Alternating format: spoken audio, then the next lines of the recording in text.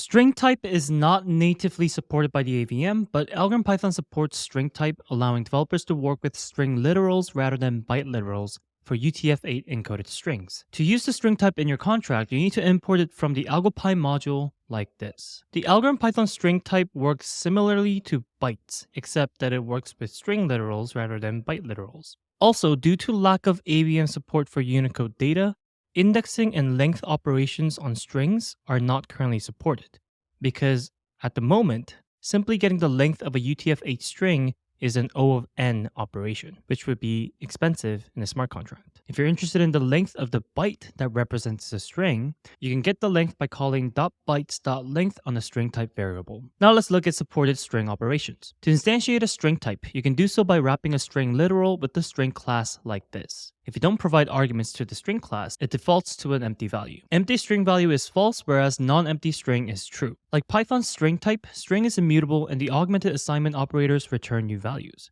So for example, if we assign the data variable to the ABC variable and then append def to the data variable, the ABC variable will still hold the string value ABC and the data variable will hold the string value ABCDEF. Like mentioned before, indexing and slicing strings are not supported, but the following tests are supported. So you can check if a string starts with or end with a certain string, and also check if the string is a part of another string value. You can also join multiple strings together with a separator. In this example, we're using commas as a separator, but you could use other separators like a white space, colon, and more when joining multiple strings. For a full code example of string operations, check the link in the description.